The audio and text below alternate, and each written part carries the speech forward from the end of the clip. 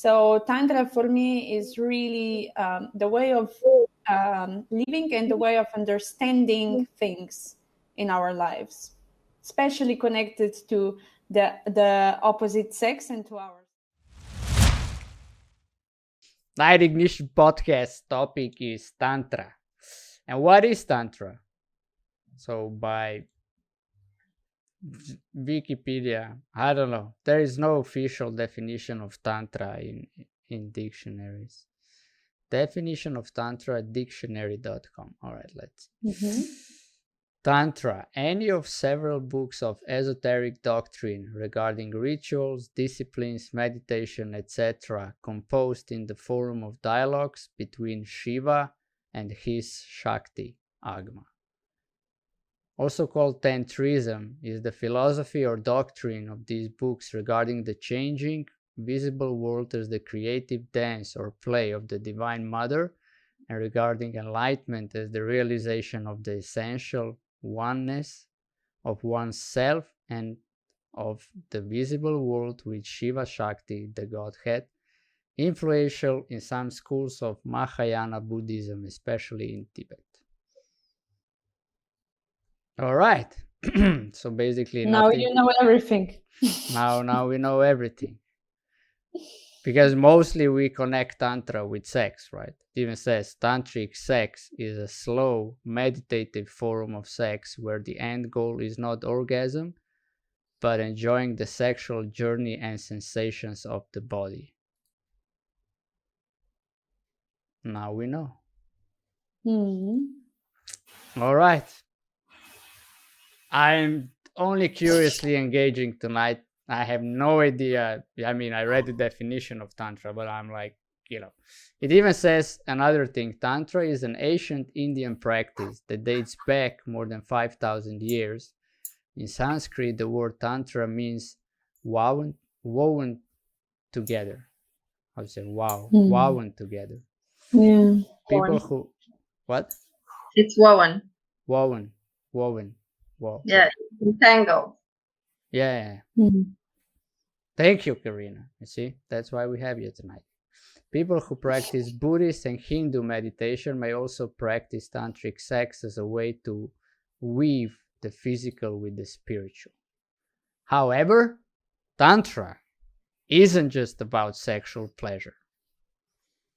So, chat, share with us, when you hear the name Tantra, what is the what do you think?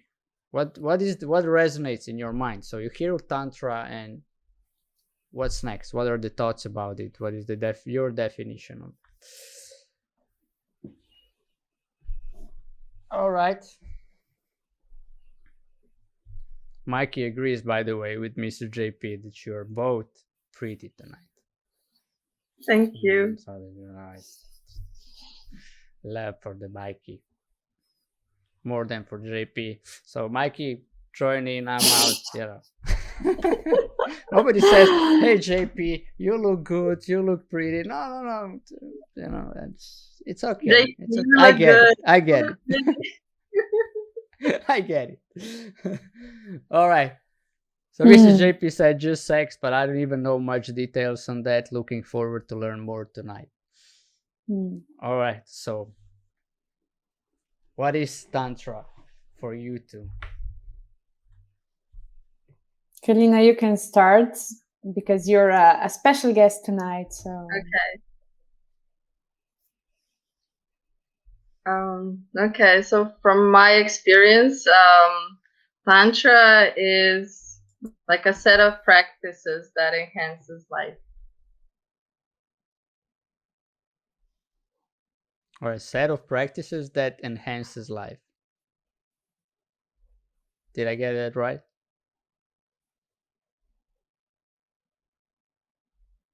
Yes. All right. Okay, cool. What are the set of practices? Mike is asking, what are the set of practices?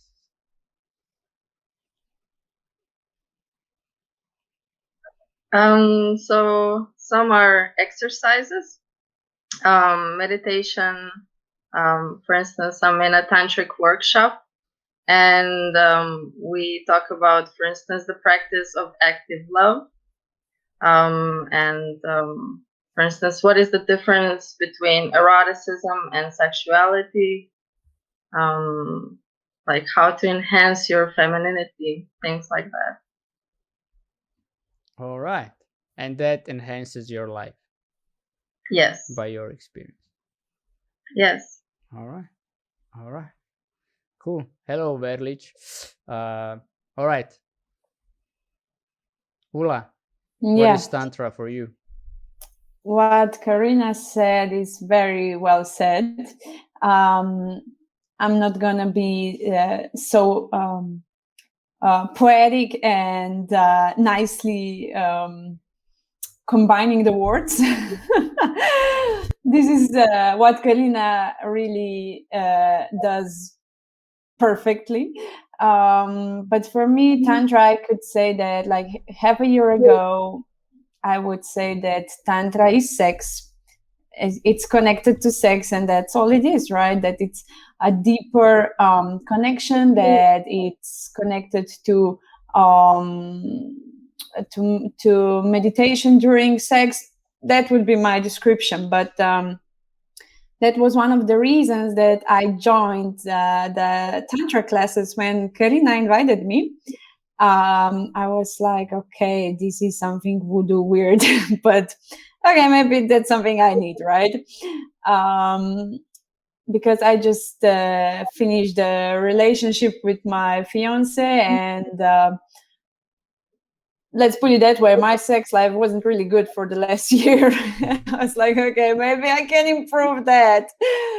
So how I see Tantra today is actually how I see my body, how I accept my femininity, how I actually, the most important part of my body is the body that I'm ashamed of. That's not okay. And I'm getting to know that part of my body actually.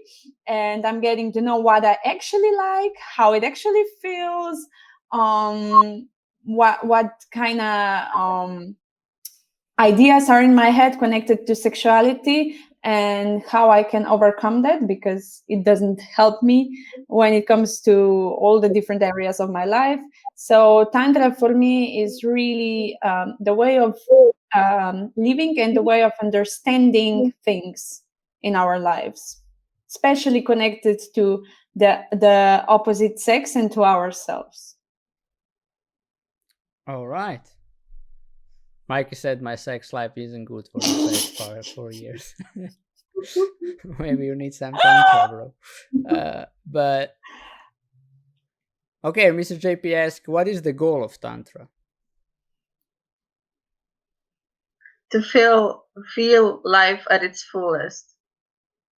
All right. Okay. And Ula, what is that part of the body? In Tantra, it's called yoni. Mm-hmm. And for us who are not in Tantra, it's called? It's vagina, but vagina is more like it's vagina will not. Karina, how you say that? It's not the same, right? Yoni and vagina is not the same. Yes, and I cannot really tell you the difference. We will Google it. I said, I will be curious tonight. I will Google the things while you two are sharing experience. So, all right, Karina, go on. Go on with what? You cannot share it, but what is, you can share your perspective or your experience. Like you are dealing with vagina. It's probably one experience than when you say when I'm dealing with yoni. That at least from perspective of words is already different, and we know behind the word is the world of possibilities. So every word has like a whole world behind it, right?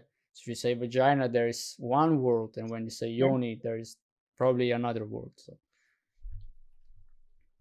Yes, exactly. So vagina is very, how would I say, anatomical, or something you would use in medical language. And yoni is actually a word from Sanskrit, and Sanskrit was created thinking of this sacredness of the body. So it lands like the word yoni lands differently. Like the word for penis is lingam in Sanskrit. So again, it's like you can share for yourself like how you would use these two words yourself. Me. Yes. Like how does it sound to you if you say the word penis versus lingam? So from not knowing anything, I would say penis is, the dick, It is what it is, right? But I would say it's only without the balls, so to speak. But when I would say lingam, I would say even the word itself connects that it's bigger. It's just but not bigger in a space, the area it involves, right? So it's the dick, it's the balls, it's also the things that are hidden from view, which are also inside. So, but I found a difference on Google, and it says yoni is a Sanskrit word that has been interpreted to literally mean the womb and the female organs of generation. It also connotes the female sexual organs such as vagina, vulva, and uterus, or alternatively to origin, abode, or source of anything in other contexts. So basically, yoni is the whole female organs together, and vagina is a specific small part of yoni. So far, that's where I am. Yeah. Mike Wood says it sounds more exotic, but it sounds much more spiritual. Yeah. So Mr. JP said, okay, if I understand this correctly, the goal of Tantra is to improve your life through knowing and discovering your sexuality.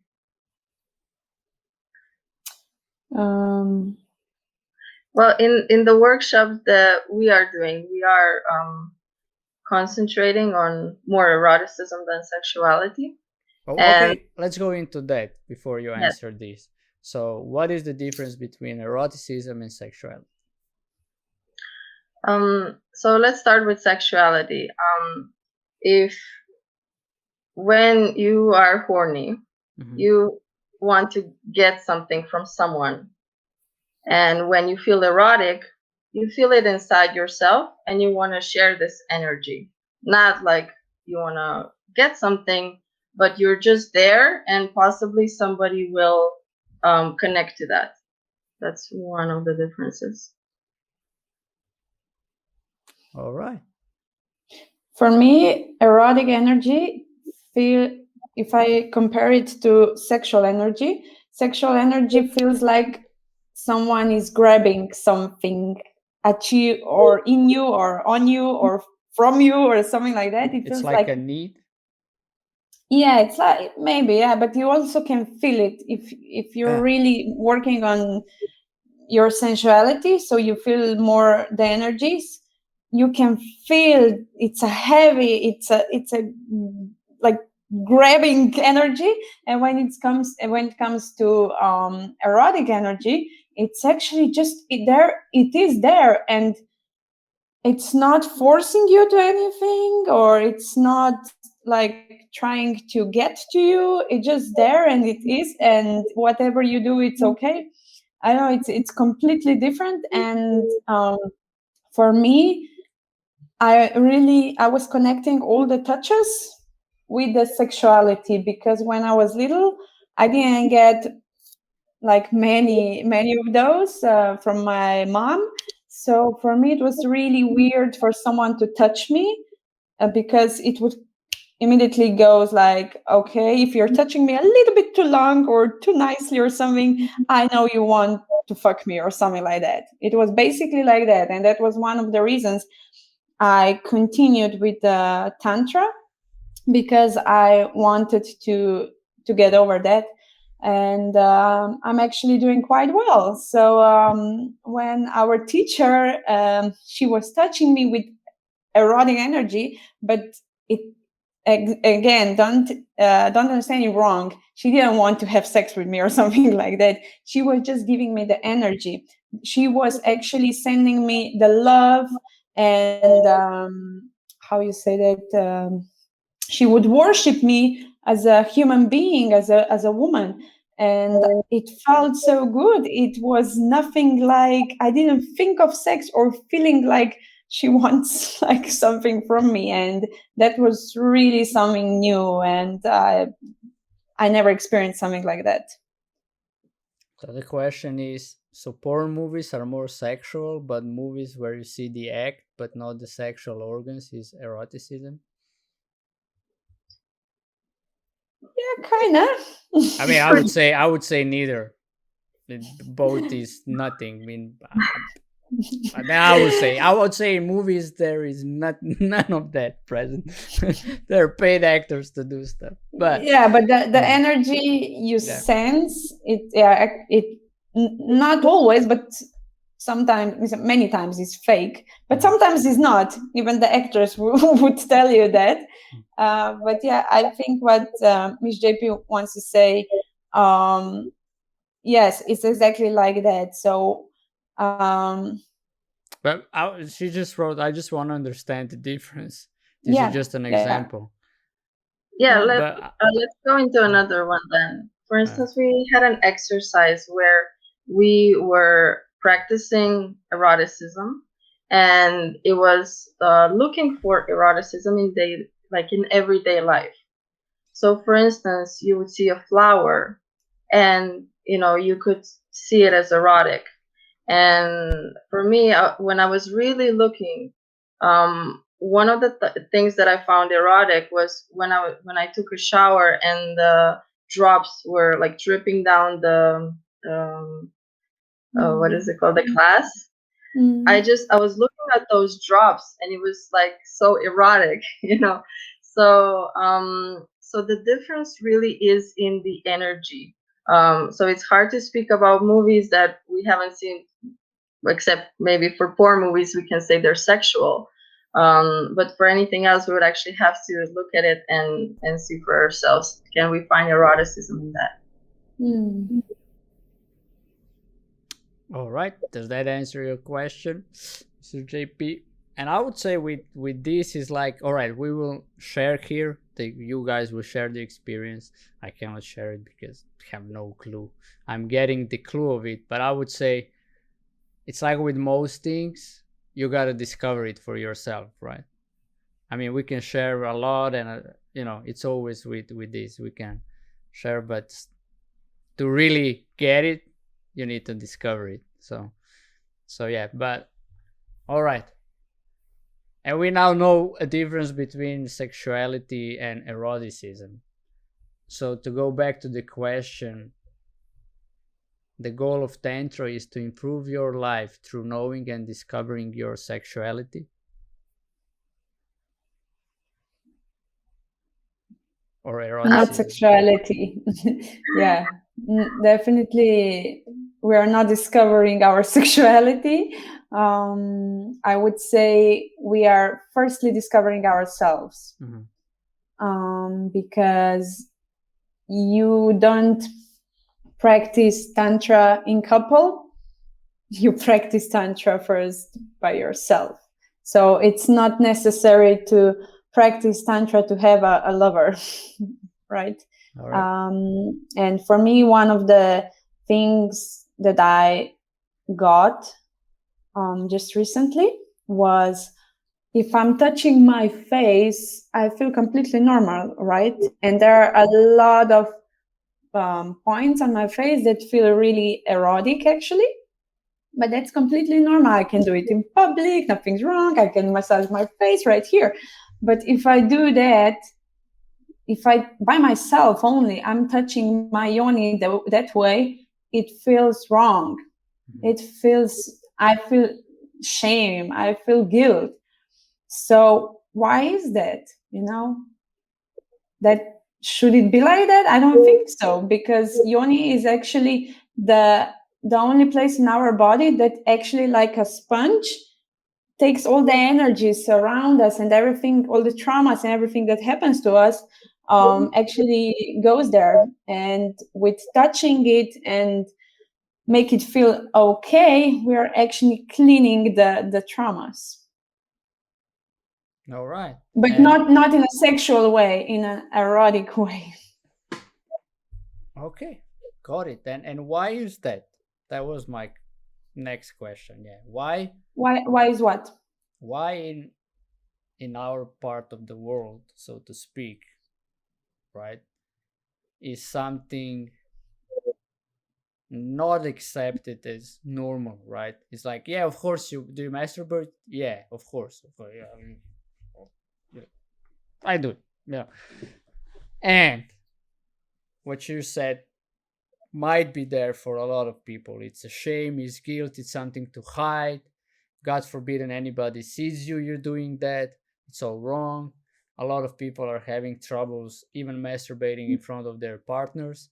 It's just that is awkward, right? But have, I make love, have sex with you, but if I masturbate in front of you, that's wrong. So why is that? By what you two discovered for yourself? I was talking with an expert at that field, and he said that even parents, when they see their kids, I know they are 1 or 2 years old, and they start touching themselves, they try to stop them.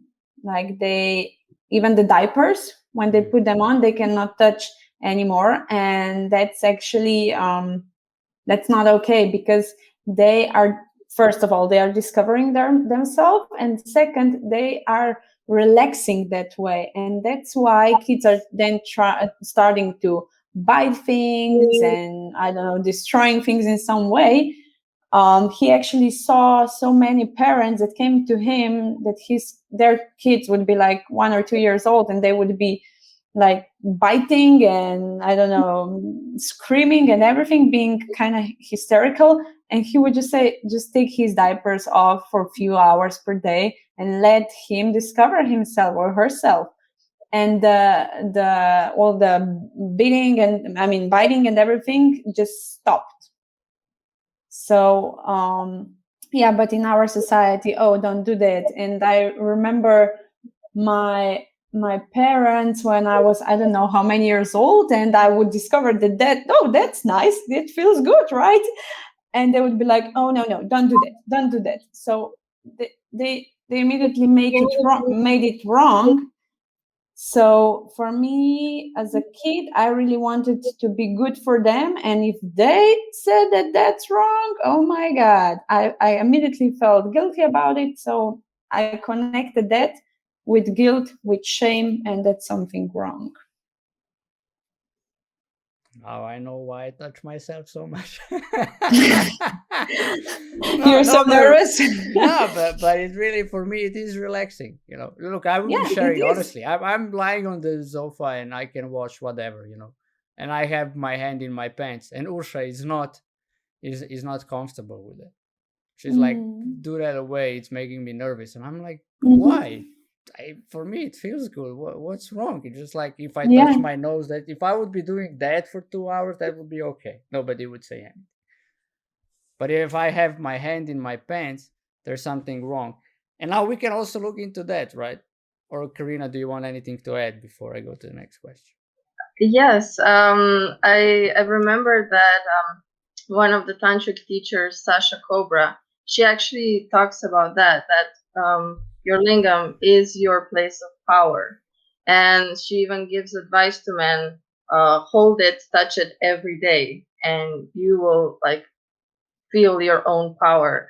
And this is like just one of the basic practices for men that she recommends. So it's actually really, it's really great that you're doing this by yourself, like not having been told by anyone to do that. So that's amazing. Thank you. That if I can add something. Yes. If I can add something, there is another area for women, like our breasts. We should touch them like my teacher said, just do it every day, even for 5 minutes, because you're going to connect to your heart and you're going to connect to yourself, and you will actually more instinctively know what you want, what you need in your life. And that's another thing, right? Breasts. For me, it's completely normal to be topless at the beach. I really feel no shame or anything or whatever. Or if somebody's looking at me, I'm like, okay. Really, I don't feel like, oh, he's looking at me, because then I have a problem if I go with a guy, with a man, to the beach, and I will be topless. He would be like, can you put something on? And I'm like, why? You have boobies too. Some guys have bigger boobies than me. Come on, they are not wearing a bra. I'm joking, right? But I mean, I feel horrible with a bra. Everything is, I don't like it, and it's weird because it's so. It got so sexual in our society, because if you look at the Aborigines or native Africans, or whatever, the women are topless. It's normal, right? So we just made it a taboo, and of course, when you make something a taboo, you can sell it really good, right? So true that, yeah. If women would be showing their breasts like men are, it would be just like, all right, men have this kind of boobies and women have this kind of boobies. All good. Yeah, it's really great what you're saying about the heart area, because that's the power place for women. So yeah, amazing. There you go.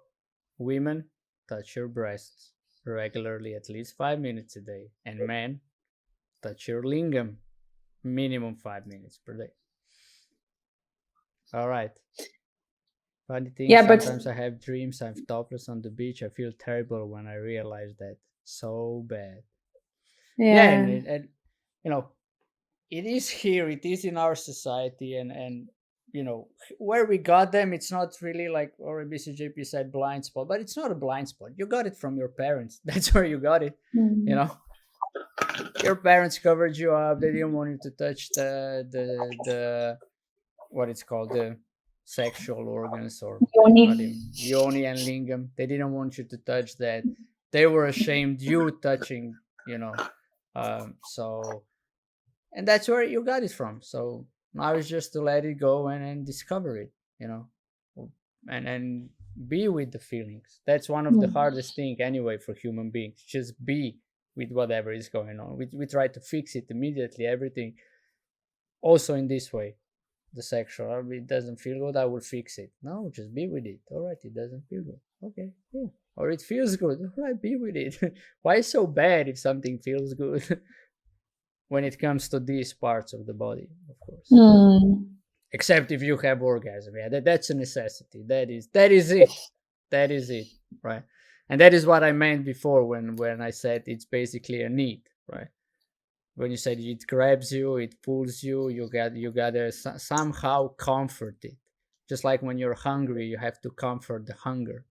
The same is with these needs, the sexual need. It's just like you gotta go and you gotta get it, or you go masturbate, and then you get an orgasm, and then you feel ashamed. Why do I do that? I'm so weird. What's wrong with me? Okay, well, there's another distinction here, though. All right. For instance, so you're hungry and you have a need for food. And then there's another type of need, which is a craving. So in the workshop that we're doing, you are basically not reacting to a craving. You're basically, how would I say, playing with it, or like discovering it, and not just reacting to everything. And even an orgasm is not an end game for anything in tantric sex, because there's a difference between implosive and explosive orgasm. For instance, the one that comes from a need and you're basically like just trying to get there as soon as possible, that's almost definitely going to be the explosive one that takes your energy away. And you're just like, you feel this relief.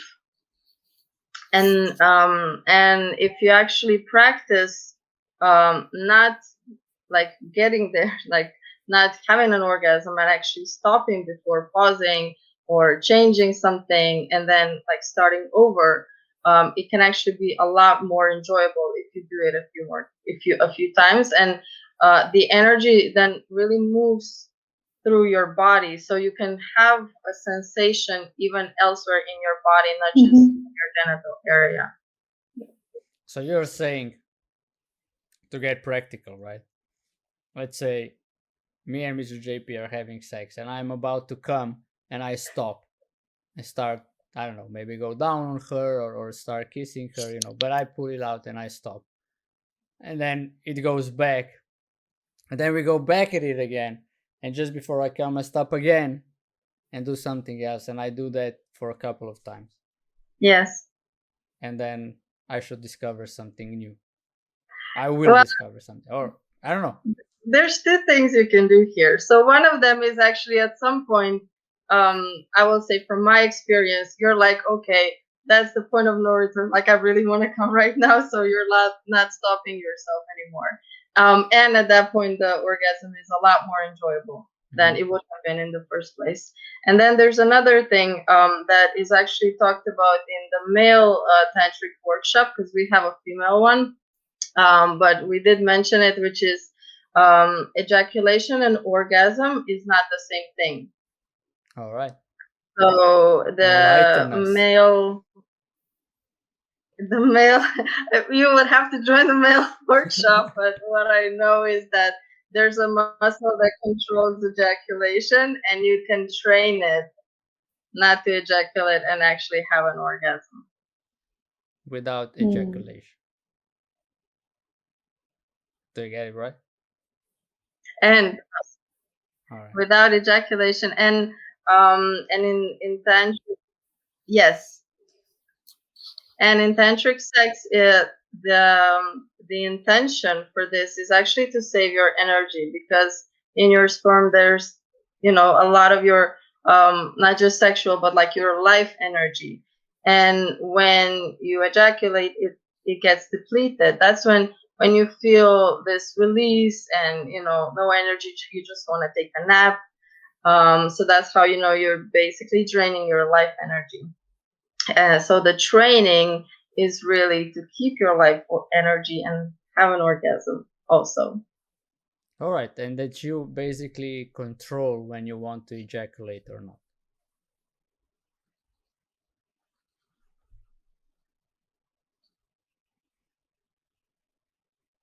Yeah, basically. All right. I'm asking. There are some men who choose not to ejaculate. All right. Got it. Yeah, but it's not just that. As far as I know, guys who are practicing that, they are actually saying that they are feeling the orgasm even before it comes, and they feel it all, like Karina said, all over their body. And it's I think it's for women is more common to know that feeling, because I don't know why, I'm not gonna guess that, but for guys, I know all of them who told me that they were like super surprised. Oh my God, I feel it in my cells. It's so weird. It's so different. It's so out of this world. Yeah, it's something like that. That's what I heard. And the other thing that is really important for me, and what I got from, let's put it, tantric sex, is that you're actually present to every touch, to every breath, that you're actually, because sometimes I think we all been there. You're having sex and then you're thinking, just a thought comes to your mind and it's something really ridiculous, but you just catch it and then you're started thinking, and in 2 minutes you're like, oh my God.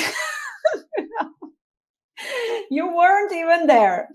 So that's one thing. You're actually your mind goes directly into the moment. You're so present in the moment that you can really feel every touch, like you're on ecstasy.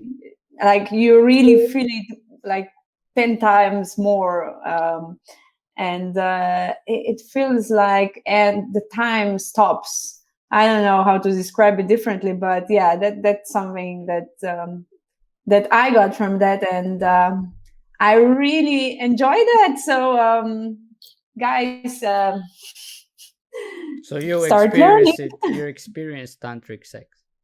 Yes, I mean, part of it, I guess. Not, I don't think it was the whole thing, but yeah, it was definitely something different.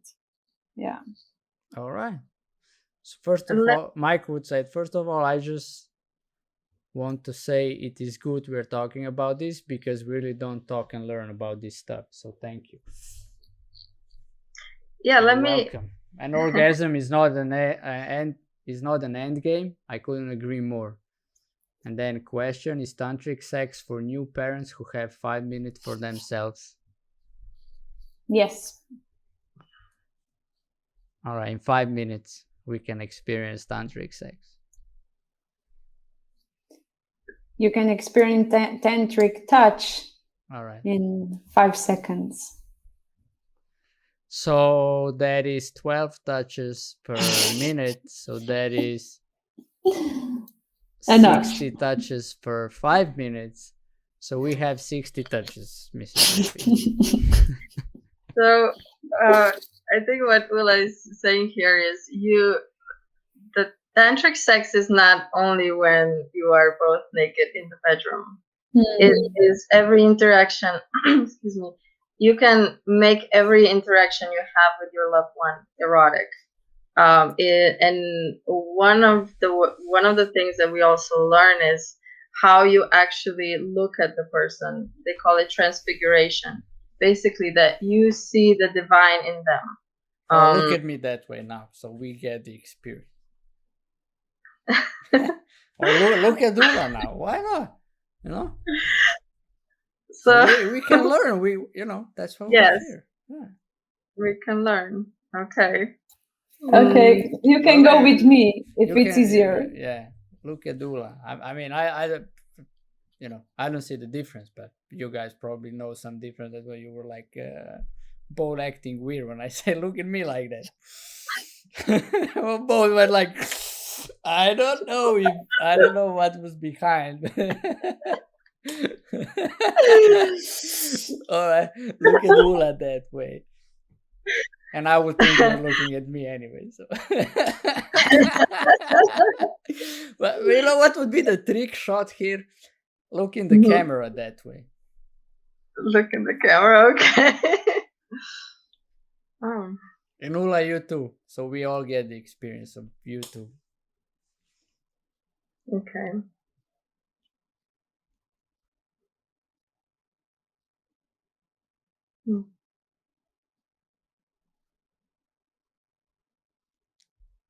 It's an interesting feeling looking at the camera and imagining a person behind the camera.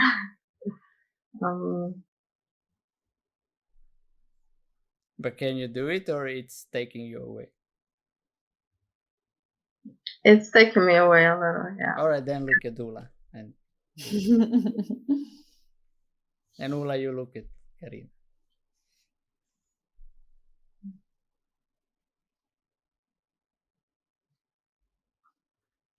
Yeah.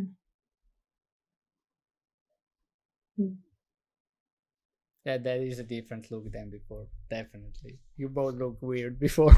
Karina actually dies like... and Ula was like... I didn't get, So let me... So it was much more real when you did it the second time. So what I was doing to speak for myself is so I see the beauty in Ula, and it's breathtaking, So this is something that I didn't have access to before. I could see a woman and okay, so she's pretty, and it would just be a thought that went by. Mm-hmm. And now, when it's conscious, it feels different. Even you notice. And another thing that comes with that is or actually, I'm gonna read from a quote because I just have it here. It's like, be aware of your own beauty as you see beauty in others, because you cannot see in others what isn't already in you. All right, so would be a recommended practice that you look yourself in the mirror and see yourself that way? Yes, definitely. And even, you can even have a practice like when you put on face cream or you shave or whatever, just be aware of your touch, like how you're putting it on, because women are always like doing that. Or you can yeah, or you can be conscious of how you're touching your own skin, how you're brushing your teeth, you're putting on your clothes. Like every act can be conscious, and you generate that in yourself. And that gives you access to what? It gives me access to see it's like, for instance, now when I look at myself, I always see myself as beautiful. And it's something that I never saw myself before that way. There was always something missing. Like if I did that, like if I lost weight, I would be beautiful. If I had my hair a different way, I would be like, or I can do this to be more beautiful. If Now I it's had just, 6 packs, then I would be more yeah, beautiful. yeah. There's always something. And there's this freedom that comes with just being with what is and seeing it as beautiful or as divine, which is, really the point of this transfiguration. Like you see a person and you see all their potential. And even if they're not acting in that way, like their actions aren't correlating with divinity, you can still look at them that way, and they may transform just by the way you're looking at them. Yeah. Yeah, definitely. I mean, I do relate that, but I guess what you guys are saying, it's discovering it on maybe other level or from different approach. Like I always say, you got to start with love with yourself. So, look yourself in the mirror and tell yourself I love you until the person in the mirror got it. So, yeah, what Karina said about herself, that now she sees her as beautiful. I have another experience, and for me, another thing, I had a problem with actually telling other ladies that they are beautiful, or I don't know, their dress is nice, or that they look good or whatever, because I felt like if I say them that, it's not what's gonna be left for me, something like that. It was a weird feeling. And during this path, I got that I have nothing to prove or to compete with anyone. And today I can say, like, much easier and with love to any woman that I see. Sometimes I'm even walking on the street and I go like, oh my God, I really love your, I don't know, dress. And I don't even know the woman. So it completely changed for me, because I had an experience with 5 other ladies who's in that circle with me, and it would be so weird because I would be wearing erotic underwear, and they would see me in that and they would go, oh my God, you're so beautiful, you look so nice.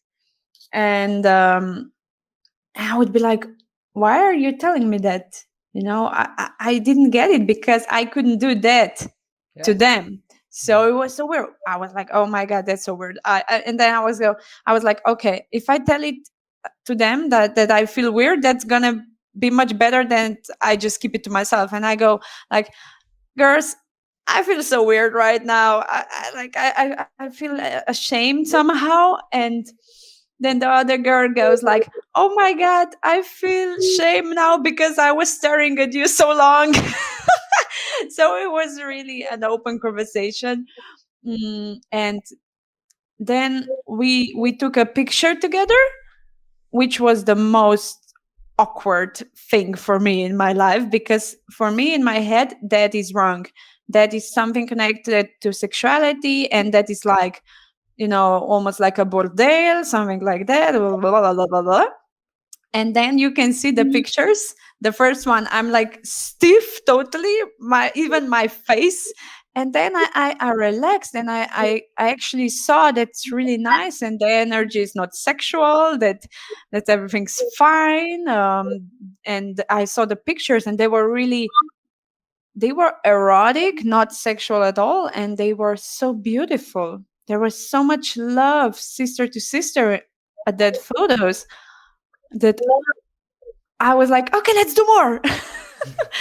So yeah, it really transformed my life, my conversations to other women. Yeah, yeah, because I got connected to what you two are saying is like, we human beings have already always listening of stuff. We already know, before we even talk to somebody, we already know what they're gonna say. Before we even do something, we already know how it's gonna be, we gonna feel everything, right? And what Yula was sharing is just like instantly the part of always already listening is like, what's in it for me, what's in it for them.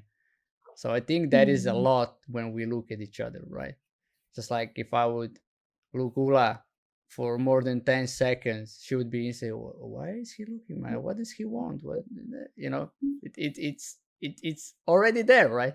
It's already there. It's like, what do you want from me? Or, you know, or the otherwise, like, what's in it for me? Why is he looking? What does he want from me, or what does he want to do with me? So, so, and yeah, it's a nice way of get rid of that. Yeah. I mean, get present. You cannot get rid of that because it's always already listening, but you can definitely change the conversation, transform the conversation, or become responsible for it so it doesn't influence your everyday life. And in that manner, now I get how Tantra is enhancing the experience of life.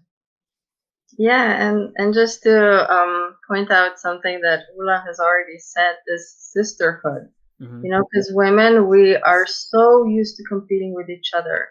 And if you looked at the photo where women were in underwear, it's like you would probably see that they're trying to stand out in some way, like be the better one, or the more noticeable one. And by enhancing this connection between us and seeing each other as sisters, that's how we can actually support each other and enhance each other's lives. Yeah, but do you also look into that? Why is that? Why do women in Western world, so to speak, are so competitive to each other? Because we are more like brothers. One of probably. Yeah. Sorry. Yeah, it's consumerism is probably one of the reasons, because if we don't feel beautiful enough, then we will buy things, and we can only compare with each other how beautiful we are. So and I guess another thing could be that I'm taking other workshops, and attending different circles with women, and this knowledge that we talk about our wombs and even our periods, things like that. This is not something I spoke with my mom, and it was just this knowledge that wasn't present when my mom was growing up, or probably even her mom, that actually got lost between women. So I see a big gap here, and from, I guess, the olden days, when I would assume that women were more like sisters. So these are, I mean, from my point of view, the two main reasons. Yeah, I mean, because if you look African tribes, so we put them out before, right? They are sisters. You don't see any competition between those women. I mean, men are competing in some odd ways to be the alpha or something, the leader and stuff like that. But not, but when they go into fight, they're still brothers, doesn't matter. And I mean, into fight or hunt, whatever those tribes are doing. But between women, you see this sisterhood. And then in the Western world, you see it, but it seems fake for most part, right? Because but if you look at schools, right, you have these girls growing up, teenage girls, where you can see 4 or 5 of them sticking together. Whenever they saw them, they hug each other. They walk through schools like holding their hands or underarms, right? So, and I think all that is great, but with most of them, they always get into fight.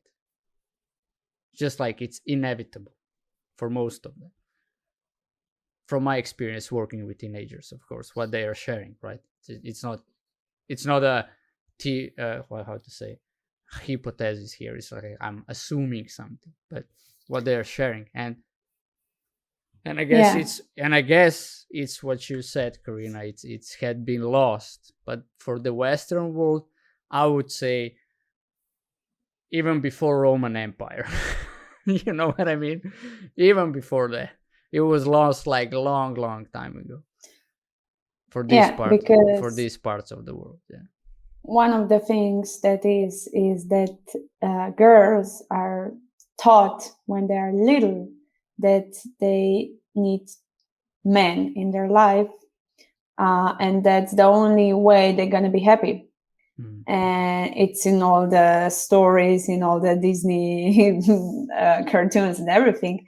So how to get a man so you will be happy? You need to compete with others. You need to be the prettiest one. You need to be the smartest one, the coolest one, whatever. And there are so many trends out there in the medias that shows even to a girls in the what's the, not the middle school, the grammar school. Primary school, grammar school. Yeah. They nowadays, of course, they all have smartphones, and they can see it all over the internet. Oh, you should look like that. You should have hair like that. Your, waist should be this way, and your ass should be that way. So they are actually taught to compete for the man attention. And when you get to to school, to high school, there's a prom, right? And you need to get the best guy to dance with, and then you go, actually to get a job, and there might be, or a guy who's gonna be your boss, and he is deciding if he's gonna hire you, right? So you need to compete with other women, or there's a boss who's a lady, and then there is like many times there's a problem because she feels threatened because she needs to compete for her job with another lady, with another woman. And again, I think it all, like most of it comes from the childhood, what we are learned as taught as a girls. All right, I can agree, and I would put in, it goes way back. It's inherited even for our moms and grandmas. Yeah, but they taught us that, right? Yeah. And they were taught that way, and generations before them, right? So that's why I ask, where do you think it got lost, or when, right? Well, I have my own theories, but let's not go into that because it might be too spiritual or too different for some people. I mean, so what? You can still share it if you want to share it. It's nothing too much for anything. And to give you a life advice, if you think like that, you belittle people around yourself instantly. You don't get them even the chance that they can be big enough to listen to whatever you have to say. That's just to put in the life hack. Okay, so what I believe is that women were actually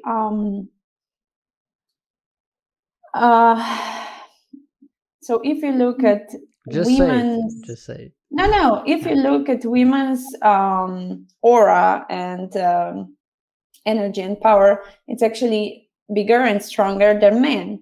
And what I believe is that once women were ruling the world, and it was just the other way around, and somehow because men were feeling they are used from women, they use the fear, like our government and all the people in charge of the world are using it today.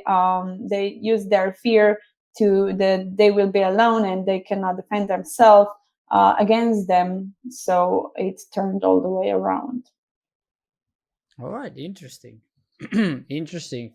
And then the thought that popped into my mind, and we're still a Tantra, so to speak, because what I see, whatever we are talking, sharing here, it's like Tantra from a perspective of sexuality and eroticism and relationship towards yourself, towards your body.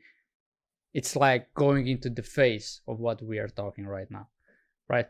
That's how I see it. It's like it gives you the connection, the love with yourself, which has a consequence that you love and appreciate everybody around you the same way you do yourself. And then another question here is like, why anybody has to rule the world? Because you said the women were ruling the world. What does that even mean? You know, I wouldn't say, I mean, all right, men are ruling the world. I don't even know. But if we are like in that competitiveness, that is always there then, even between men and women. So how can you have a tantric sex with somebody you compete all the time? I'm not saying that I'm competing with men. What I said was that it was the other way around, because today, if you look like not deep enough, but from the how you say platonic way, you know what just I mean? the shallow way. They would say that men are ruling the world, right? Yeah. But what I meant was that the hierarchy, that was the other way around. That was it basically. And I think that is why that if you put it in that way, whenever there is hierarchy, there will be a rebellion. It just cannot be other way around. You know. Yeah, but I think it was always like that. But there's one sentence that my teacher said when I was studying sociology. She said, "Sorry, guys, but that's so funny. I mean, for me, it's true, but it's funny." She said, "How can men rule the world if there's a part of them that they cannot control and women can?" I mean, you just said before we can control it. I don't know. Karina said we have a muscle that we can learn to teach, and we can. No. She was saying about how you we wake up with erection. You get erection, yeah. That's what she meant. I got it. Yeah, but it was really funny because she was super serious about it, and half of the class were men, and I was like, damn. Well, yeah, it's true. Mikey said it's true. I agree. And then Mikey said also reality show like Sansky Moshki, so the guy of the dreams, or the dream guy in English, the most stupidest shows where they throw women in the arena and they have to compete for a guy's attention. Just so stupid and horrible example on how to practice flirting and love. Yeah, and you have there are shows for both ways. I used to watch them in the past. So you get a girl and you have a bunch of guys thrown in, but the energy in there, it's a little bit different when the guys are in the pit and when the women are in the pit. That is for sure. We all know that. That is what I was saying before. And yeah, through all this competing, and somebody has to rule, and who is the better ruler, and all that. And then I don't want to be dominated by women. I'm stronger, afraid, we suppress the most natural thing among human beings, which is love, which is appreciating, caring, and accepting, respecting another beings. So, and I see what you guys share about Tantra is actually giving that back to people with an add-on, like you said, women become sisters for real. They don't compete between them. And for men, that we can actually sense our body in a whole another way that most men do not do it in this part of the world. I cannot speak for other parts, but in this part, in the Western society, so to speak. Because Yes. and we are not taught that, right? Nobody says, all right, you're a man, you know what's possible for you. When you go down, you can stop it, and you stop it for 5-6 times, and your body will be in a whole another space. Like, nobody said that to me before tonight. And I'm here, like I shared before, right? Around Ursha, when we are making love, or sometimes it's just having sex, it's like I'm like a teenager, 30 to 45 seconds, to be honest, tops. And I'm making myself wrong. How can and then I'm thinking, all right, I think we should go for a second round and third round, but then it's already we don't want her to get pregnant, right? So we all know there are, the semen doesn't come out and everything is clean. If you go for a second round, it might go in and she get pregnant, and we don't want her to get pregnant right now because her body is still in a recovery from giving birth. So it's like that. The foreplay, 45 seconds, that tops 1 minute, maybe a minute and 50 seconds. It's from top of my head. Maybe it's 5 seconds and 20 seconds. We all know time stops in that in when you're in that act but it's like it's very short. That's the thing. So, well, if the foreplay is good, and that, I don't think that's a problem. I don't saying it's a problem, but it's just like, I mean, it is a problem. You know why it's a problem for me is because, you just start enjoying and it's over. And I have no control of stopping it unless I stop and I start doing something else. But I want to enjoy in that act. I want to enjoy in that I'm going in and out, and she is enjoying it, I'm enjoying it, and then I come and the party is over. I have I don't know if it's gonna work, but maybe you can try. When you're actually in the act, go change your focus from your mind to your life energy, which is under your belly button. So try to feel what is going on right there, not just like your penis literally, but everything down there. What is going on? What do you feel? And actually try to like change your energy from here, from mind to your life energy. I heard it helps. Try it and you will see. It's not easy actually, because your mind wants to control it every time, but it could it could last longer. I don't know, try it. You have nothing to lose. All right, I will try it. I mean, I have nothing. I know if we go for second round, third round, it's gonna last longer for sure, because from the experience, right? But like Ursha said before, with a little baby in the next room, most likely you don't. He won't give you the time for second or third round. Not yet.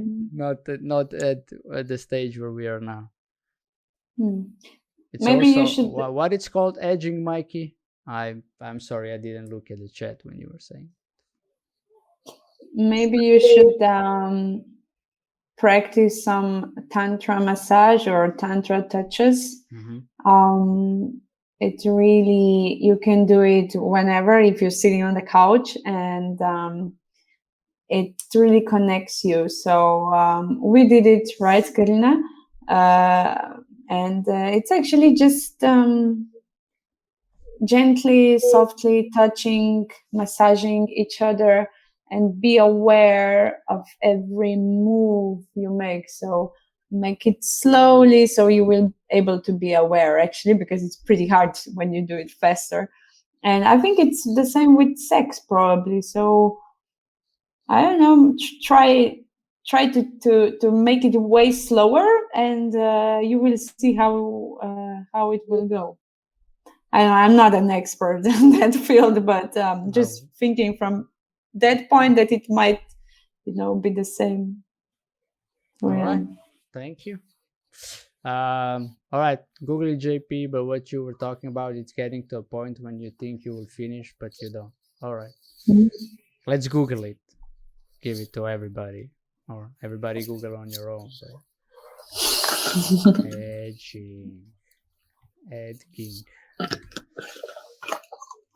Edging and orgasm control benefits, 5 ways to do it, and why do it. All right, a guide to mastering orgasm control for more satisfying sex. What's edging and what's in it for? Edging is the practice of stopping yourself from reaching orgasm right when you are on the cusp, the metaphorical edge right before you fall off the cliff into a sexual climax. All right, but I like more like what Karina said. You get the orgasm, but you don't get the ejaculation. I think that's much more powerful. Yeah, but it's much harder. Yes. So what? We like challenges, right? Well, I think you should practice this one first and then go to the next one. All right, give us the guidelines now, okay? If you want to practice this, then I would suggest that you find a workshop. In Slovenia, Alexander Lah leads a workshop every once in a while. And the partner of the person we're doing the workshop with, I think he will start a new workshop in September, because we're just completing this one.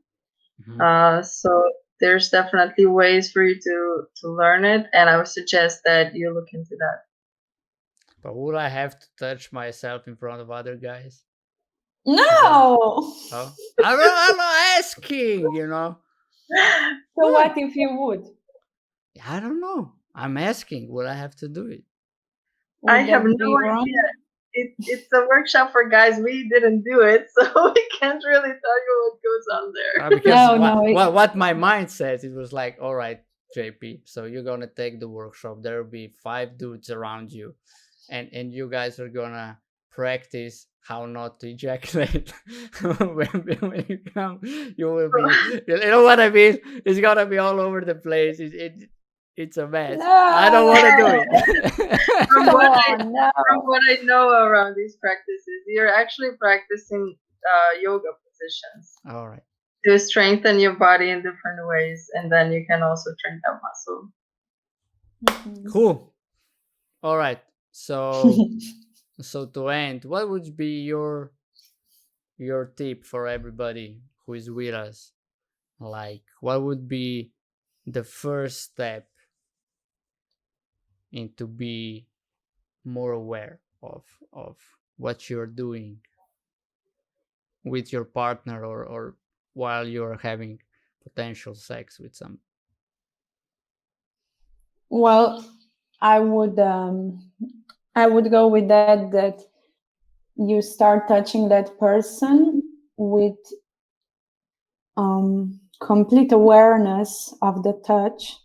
So you really not just know what you're doing, but you really feel what you're doing. Go slow, because when you go fast, you cannot be aware and you cannot be present that much. So that would be a great first step if we are talking about the partner, the physical part.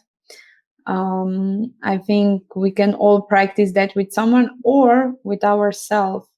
So I think we could all tonight, if we have someone, practice on them, or if not, no problem, we can practice on ourselves, which is even easier because you feel the touch and you feel the touching at the same time. So yeah.